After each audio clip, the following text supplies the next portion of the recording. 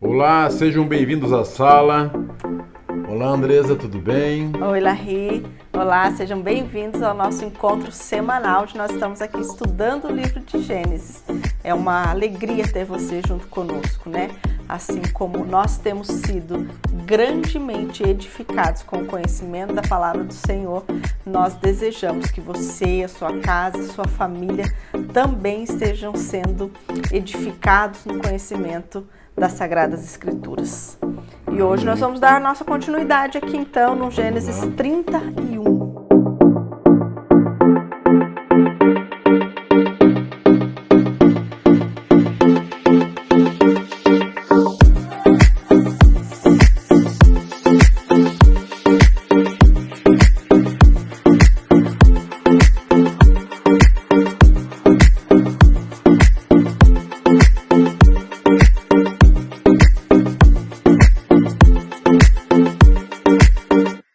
Recapitulando um pouquinho, na semana passada nós vimos ali o início do povo de Israel, né? Os filhos de Jacó, vimos tantas coisas acontecerem ali, vimos como Jacó tentou voltar para sua casa, teve esse desejo de sair ali de Harã, mas Labão não queria perder o seu servo tão eficiente, né, ali. E faz uma proposta então a Jacó e ele acaba ficando, e nós vimos ali a mão do Senhor, né, prosperando a vida de Jacó, né, ele faz uns artifícios ali com aquelas varas para modificar a genética do rebanho, mas nós sabemos que quem fez tudo aquilo foi o Senhor. E aqui nesse novo capítulo, aqui no 31, nós vamos ver como chega um determinado momento que Jacó entende que Deus fala para ele que não foi seus artifícios, mas é o Senhor que estava com ele o tempo todo. E a gente viu ali uma situação até desesperada, né? Aquele combate das esposas, aquela disputa, né? De querer dar mais filhos e uma querendo ter mais filhos que o outro, como aquilo, né? Isso me chama muita atenção, assim, como a gente pode deturpar até mesmo as coisas de Deus, né? Um princípio bíblico, algo que Deus nos ordenou lá no início, né? Na criação, para que nos multipliquemos, né? Deus nos torna fecundos. E isso aqui a gente viu nesse capítulo como não era algo... não era a busca de uma bênção de Deus, né? Os filhos ali não estavam sendo desejados como algo do Senhor, né? Algo que viria enriquecer a família, como o plano do Senhor para toda a família, mas se tornou uma disputa entre aquelas irmãs, né? Era mais para disputar, para ver quem que era a mulher que dava mais filhos, né? É que nessa época realmente tinha esse detalhe, né? A mulher, quanto mais filhos desse, Deus o livre uma mulher não dar filhos, né? Podia significar que ela não era abençoada, né? Outra coisa que nós vimos também, Andresa, salientando da aula passada, né? Da semana passada, nós vimos ali o Labão, não, o Jacó tentando fazer um jeitinho para que as ovelhas nascessem, né, listradas ou manchadas e tal. Sim, né? Mas nós vemos a mão, na verdade, na mão do geneticista Jesus, né? Preparando já tudo. Deus é que fez as mudanças genéticas ali, Deus, né? Deus que fez tudo lá na raiz mesmo, né? E agora a gente vai ver que do capítulo 30 para o 31, né? Pra gente é tão rápido, mas já se fazem 20 anos que Jacó está nessa vida, né? Faz 20 anos que Jacó saiu da casa dos seus pais, já faz 20 anos que Deus falou com Jacó pela primeira vez e disse a ele todas aquelas bênçãos e reiterou a bênção que Deus já tinha dito a Abraão, a Isaac, né? Faz 20 anos que diante dessa fala de Deus com Jacó, desse sonho que ele tem lá no caminho, na viagem para Arã-Padã, Jacó também se compromete com Deus, né? Nós vimos aquele trecho em que ele fala, olha, já que o Senhor é comigo, já que o Senhor também é o meu Deus, eu me comprometo, né? E ele declara ali que o Senhor, que o Deus de Abraão e de Isaac, a partir daquele momento seria também o seu Deus. Né? E aí tantas coisas aconteceram, ele foi enganado, ele tomou atitudes erradas, né? Quantas coisas aconteceram na vida desse homem depois disso. É verdade. E agora nós vamos continuar aqui como está essa vida de Jacó diante dessa proposta que ele tinha acabado de aceitar do sogro, do Labão, de continuar trabalhando ali, né? 6 anos se passam aqui, né? Desde o capítulo 30 até o 31. Eu vou ler aqui para nós então. Gênesis 31, 1. Jacó ouvia os comentários dos filhos de Labão que diziam: Jacó se apossou de tudo o que era de nosso pai. Ele juntou toda essa riqueza a partir do que era de nosso pai. Jacó, por sua vez, reparou que o rosto de Labão não lhe era favorável como anteriormente. E o Senhor disse a Jacó: volte para a terra de seus pais e para a sua parentela, e eu estarei com você. Eu estarei com você. Muito bem, já vem aqui, Andressa, logo nesse 31, no primeiro, né, do 31, eu vejo assim, coisas que acontecem no dia a dia, né? Vamos trazer para nós isso, porque, na verdade, ali ele já houve uma discussão, já houve os filhos falando dele, que ele tinha roubado do pai, e etc e tal. E tudo isso, gente, nós temos que entender que são coisas mal feitas, que hoje nós fazemos de formas erradas, né? Também, porque né? Nós só falamos, né? Eles aqui, claro, era mais complicado para eles, né? Tinham que ter testemunhas e tal. Mas, muitas vezes a gente faz um acordo com uma pessoa, Andresa, aqui, e a pessoa acha de uma forma e eu acho de outra forma. E depois vem o problema. Cada um entende a sua maneira. Cada um entende a sua maneira. Então eu vejo que nós, gente, isso é um alerta para nós, né? Do que aconteceu aqui.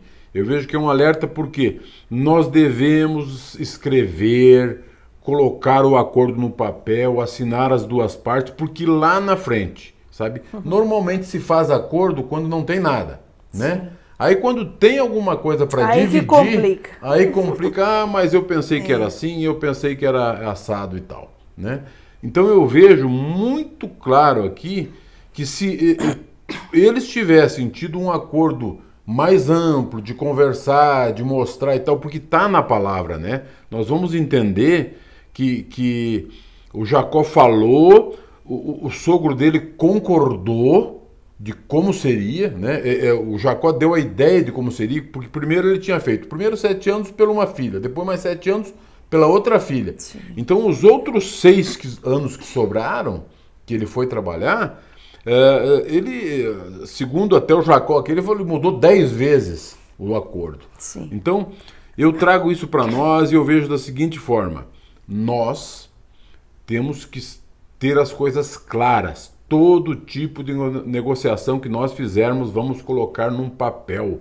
Não fazer fica as só no sempre acordo. Com clareza, né? Com clareza, mostrando, porque amanhã lá na frente, opa, tá aqui, ó, escrevemos isso e é isso que vai acontecer, né?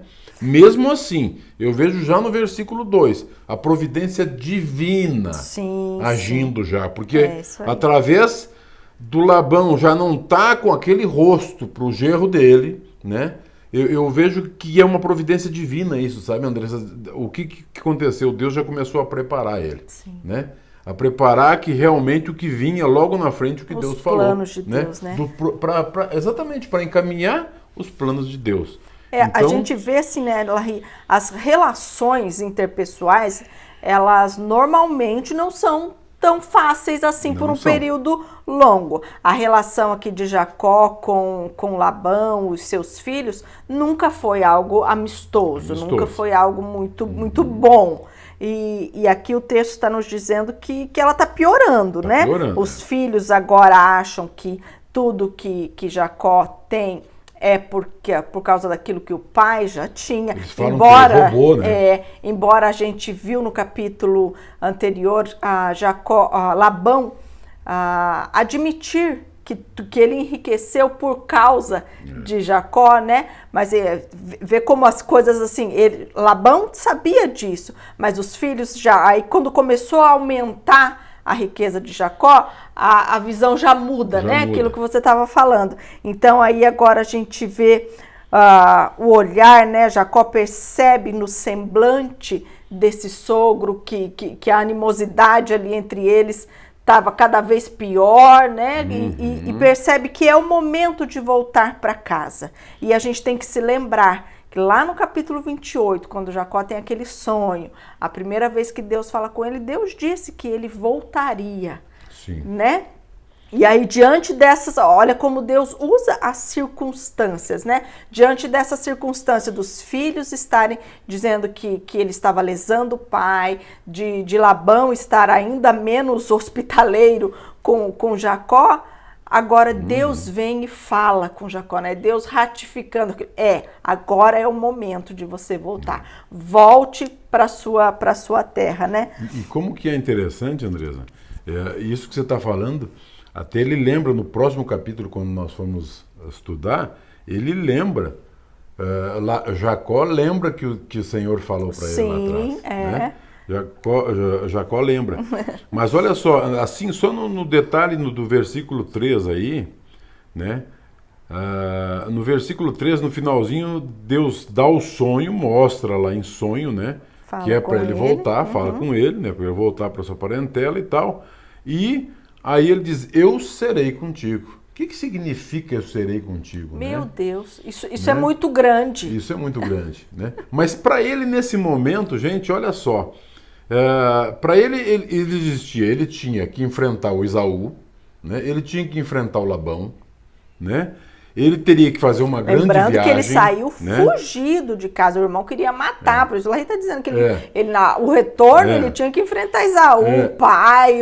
Exatamente, ele tinha que enfrentar Esaú, o Labão, tinha que fazer uma viagem que era uma viagem difícil, perigosa, né? Ele tinha que chegar de novo lá, depois de 20 anos. Imagina só tudo que tinha que acontecer, né? Quando Deus fala para ele, eu serei contigo, gente, aí nada disso mais teve problema para ele. Olha como é interessante, né? Como todas as coisas elas cooperam para o bem daqueles que amam ao Senhor. Deus usa essa situação da animosidade ali dos filhos e do sogro para que Jacó entenda, né, que é momento dele voltar, e isso era algo que Deus já havia dito, era uma promessa de Deus a Jacó. Então os planos de Deus, embora aqui já se passaram 20 anos, né, às vezes a gente quer que a coisa aconteça na semana seguinte, Deus começa a cumprir isso que ele havia dito a ele, né? Sim. No verso 3 aqui, que o Larry estava comentando, Moisés conta para nós aqui a ordem que Deus dá a Jacó de voltar. Mas é só mais lá na frente que nós vamos entender, lá no verso 11, é que nós vamos entender como foi o contexto completo desse sonho, né? Aqui é só um pedacinho. Então a gente vai ler agora e entender tudo que Deus, nessa segunda vez que vem falar com Jacó, nesse segundo sonho, né? A mesma forma que Deus usou para falar com ele da primeira vez, 20 anos atrás. Então nós vamos saber aqui como que ele falou. Então Jacó agora vai chamar as suas esposas, nós vamos ver aqui, e vai relatar a ela tudo o que Deus falou nesse sonho. Vamos ler aqui então? Lê o 4 e o 5, daí a gente comenta ele. Então Jacó mandou vir Raquel e Lia ao campo, para junto do seu rebanho, e lhe disse, vejo que o rosto do pai de vocês não me é favorável como anteriormente, porém o Deus de meu pai tem estado comigo. Olha que maravilha, Andresa, para nós aprendermos para o dia de hoje. Gente, Deus veio em sonho, mostrou para ele, falou para ele a situação, ele não tomou atitude nenhuma aqui, ele chamou as esposas. Para um lugar neutro, onde ninguém ia escutar. Exatamente, ele chamou as esposas para conversar com elas. Contou tudo, mostrou a ideia, mostrou o plano dele, né? Mostrou que Deus tinha falado tudo para elas. Esse é o momento que eu vejo que ele entende que a prosperidade dele, que tudo que estava acontecendo não era pelos artifícios que ele criou ali, mas Deus, né? E além disso, né, a prudência desse homem compartilhar com as suas esposas. Né? Olha, nós vamos fazer isso. A situação é essa, nós vamos enfrentar uma viagem, nós vamos enfrentar o meu irmão, nós vamos enfrentar o pai de vocês, né? Vocês estão comigo ou não estão? Né?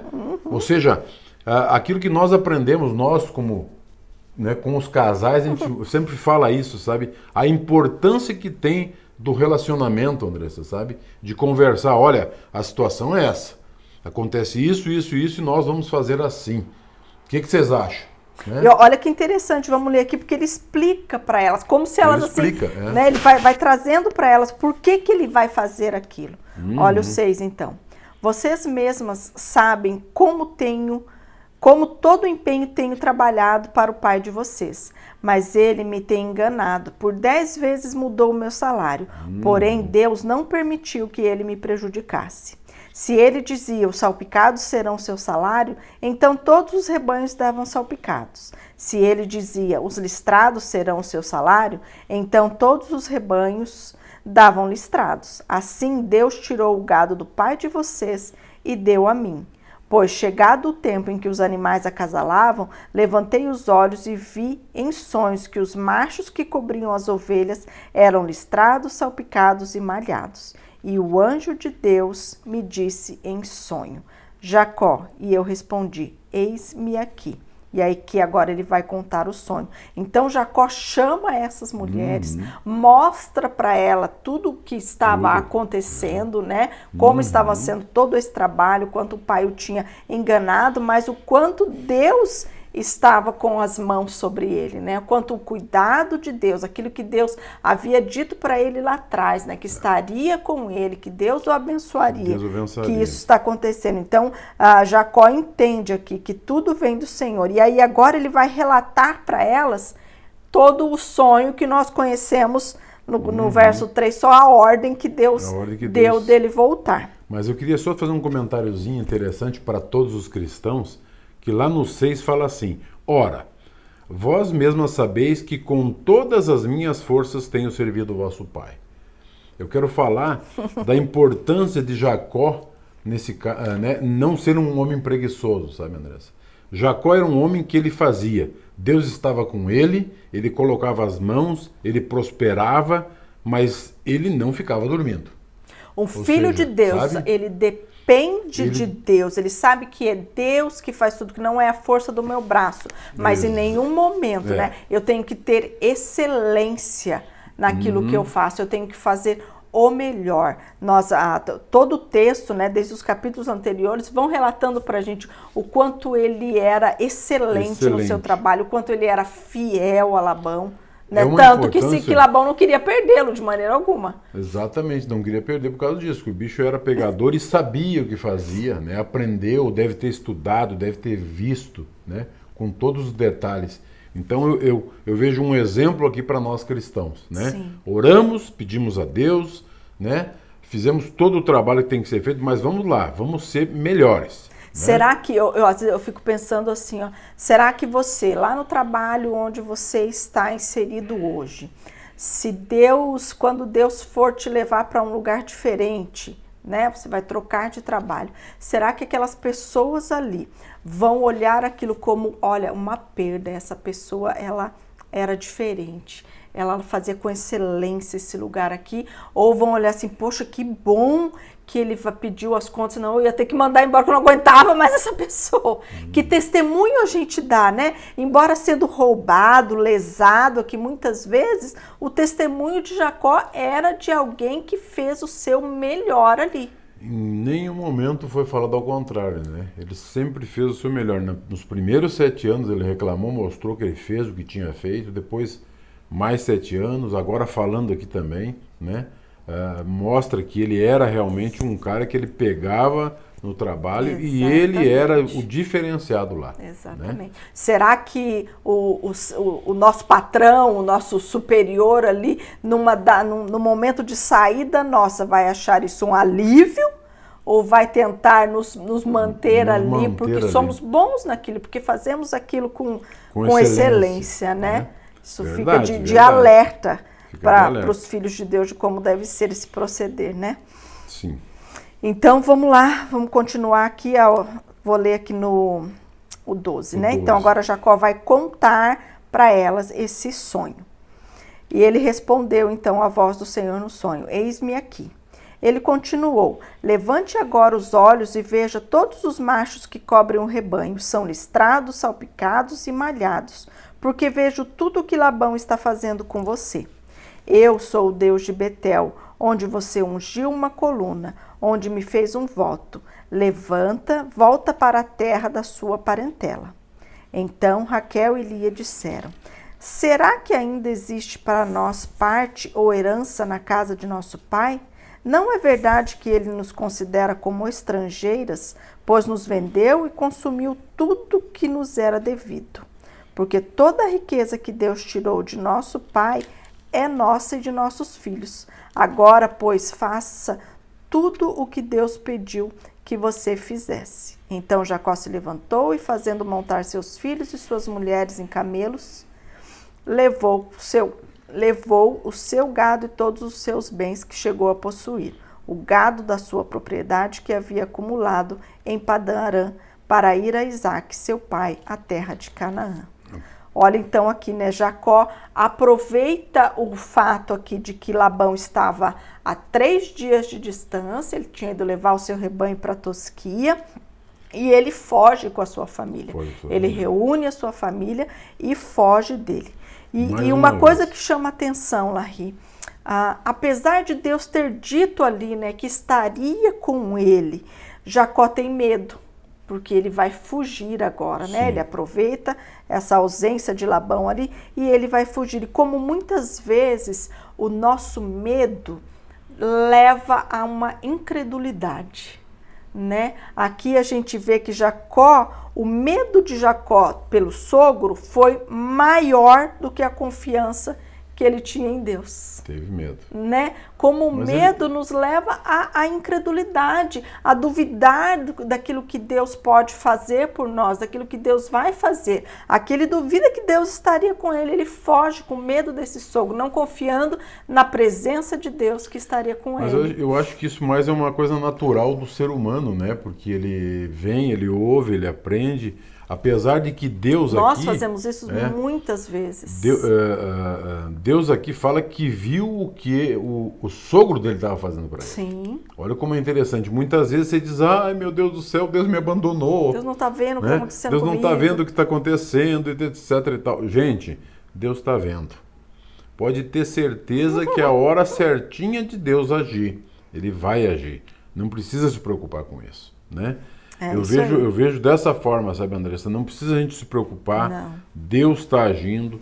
Mas queira ou não queira, mesmo com o medo, ele tomou uma atitude. Tomou uma atitude, Ele né? tomou uma atitude. Embora sempre né? seja melhor que nós enfrentemos as situações, né? O enfrentar as situações, sabendo que Deus é conosco, a direção de Deus, como Jacó tinha tido aqui, né? Deus disse para ele fazer aquilo, nos dá crescimento, né? Nos aproxima, cria em nós e testemunha de nós.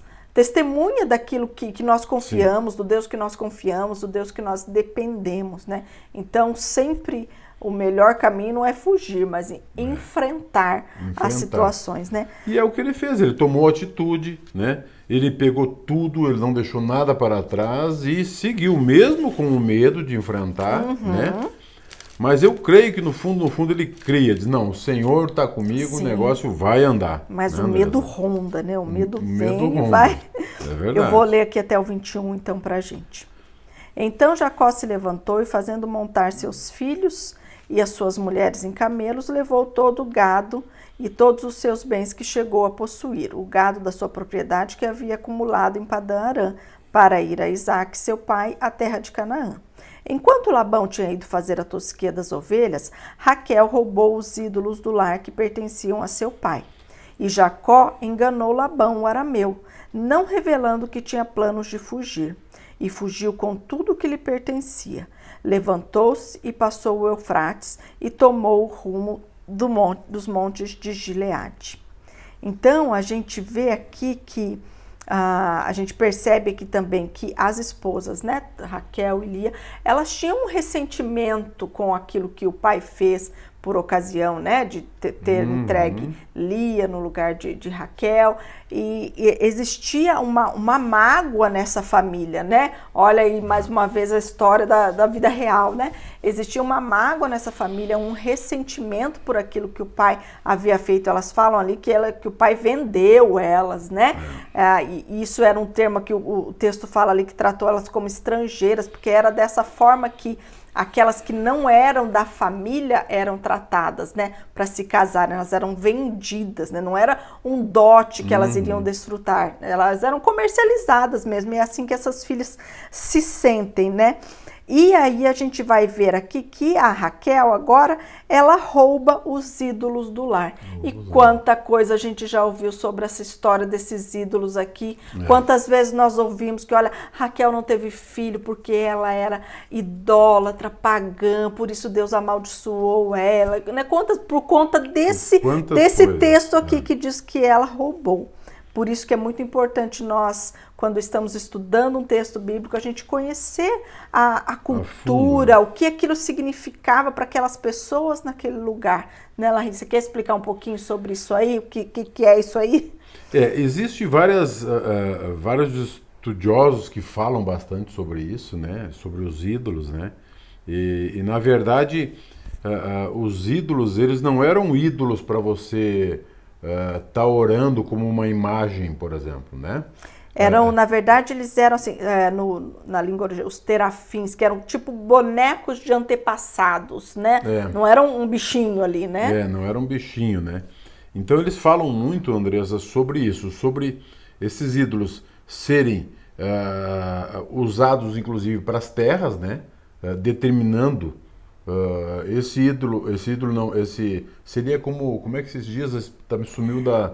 Isso dava era como assim, ela pegando esses bonecos ali, era uma garantia que ela estava levando consigo, porque você viu que ela estava falando ali que ela não tinha direito à herança, reclamando daquilo.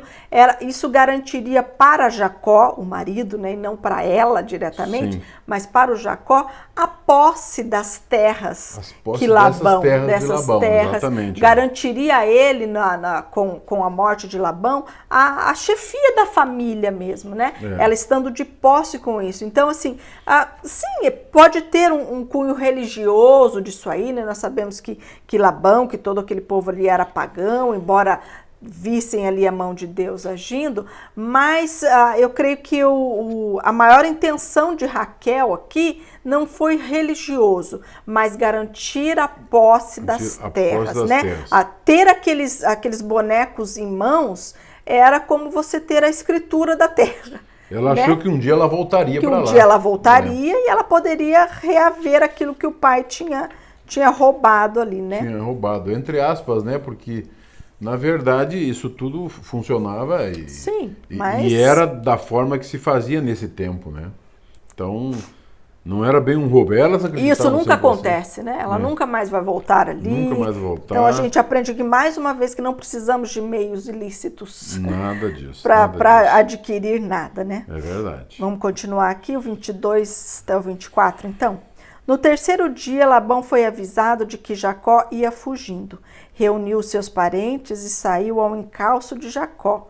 Por 7 dias de viagem, o alcançou nos montes de Gileade. De noite, porém, Deus veio em sonhos a Labão, o arameu, e lhe disse: cuidado, não fale a Jacó nem bem nem mal. Como Deus é maravilhoso, né? Deus preparou a saída de Jacó, né? Deus deu um tempo para Jacó estar na frente, tanto é que ele, quando o Labão soube que ele tinha saído, né, já passava 3 dias, ou seja, ele estava com 3 dias de caminhada na frente. Levou mais 7. Levou mais 3, não, levou mais 3 para o Labão alcançar. Né? Deve ter corrido dia e noite atrás para poder alcançar. Tudo isso, Andresa, é um processo de Deus nas nossas vidas, né? Às vezes a gente acha que os tempos e tal, mas eu vejo como um processo de Deus, preparando Labão todos esses 7 dias, né? E depois ainda, finalizando, fechando com chave de ouro, Deus no sonho mostrando para ele o Sim. que ele deveria fazer, que não era para ele brigar lá, né? O negócio é sensacional. Quando você vê Deus agindo, é sensacional mesmo, né? E olha só, então Labão voltou da tosquia, né? Aí ele percebe que a família não está mais ali. Sim. E com certeza esse homem ficou muito furioso, Muito né? furioso, Ele estava vendo ali que ele perdeu a sua fonte de prosperidade, né? Porque ele declarou lá no capítulo Sim. 30 que sabia que ele tinha prosperado por causa de Jacó. Então ele está perdendo ali a sua fonte ali. Ele está perdendo o seu melhor servo, né? Sem contar as filhas, a família, netos e tudo mais, né? Deus disse que estaria com Jacó. Então, por isso, agora nós vemos Deus ir ali em sonho com esse pagão, falando, né? Nós já vimos Deus fazer isso lá com Abraão. Lembra quando Deus fala em sonho com Abimeleque, que ele tinha que devolver a Sara para Abraão, né? Deus vai lá e fala com aquele pagão, e agora Deus aqui vem em sonho também, fala com esse outro pagão, Labão, que não era para ele falar nem mal nem bem, não era para ele diz cuidado. Eu acho muito interessante, não sei como que em outras versões vai estar ali, mas a palavra que tem ali é cuidado. Então, olha só como isso chama a atenção, né? Embora Labão fosse um pagão, ele já havia ouvido, visto algumas coisas sobre o Deus de Abraão, né? Então, assim, Deus sequer precisou dizer para ele, olha, se você fizer isso, vai acontecer aquilo. Se você agir dessa maneira, eu vou fazer aquilo. Deus apenas disse, cuidado. Não faça bem nem mal. E já freou. Nós vamos ver na semana que vem, hoje não vai dar tempo, mas bastou Deus dizer cuidado. Para ele frear toda essa ira aqui, nesses dias de caminhada ali, eu acho que aquilo só foi acumulando, né? Pensa que ele só foi acumulando ira ali em relação a Jacó. E isso fala para nós, sabe? Como assim, às vezes, né, aquilo que o Larry estava dizendo, às vezes a gente acha que Deus não está vendo, que Deus não está agindo a nosso favor em uma determinada situação. Mas nós temos que ter essa certeza que no momento certo, na hora em que Deus planejou, basta Deus dizer cuidado. E eu digo... E tudo aquilo que está contra você vai... E eu trago para nós, cuidado, quando você está irado, quando você está, sabe, para enfrentar uma situação, cuidado. Eu também digo, sabe, porque... Não é só o pagão que faz coisas erradas. Não é só ou fora da vontade de Deus, né? Exatamente. Sabe, cuidado. Dá tempo a gente pensar, analisar, ver todos os prós e os contras. Refletir as atitudes que o nosso coração quer tomar, né? Exatamente. Cuidado. Para e pensa que é o Deus Todo-Poderoso que está dizendo isso. Exatamente. Muito bem, então. É isso aí. Na semana que vem, então, vamos ver aqui que cuidado Labão tomou aqui. Vamos ver como vai ficar aqui essa fuga de Jacó e a sua família, né? Sem dúvida. Muito bem, então, gente, vamos lá, se preparem aí para os próximos versículos. Nós temos muita coisa para aprender. Tá bom? E cuidado essa semana aí. Atentos, né? Atentos, em todo tempo vigilantes. Que o Senhor abençoe a sua casa, que o Senhor abençoe a sua vida, o seu final de semana seja abençoado, produtivo na presença do Senhor. E nós te esperamos aqui semana que vem. Vem para casa. Vem para a sala. Para a sala.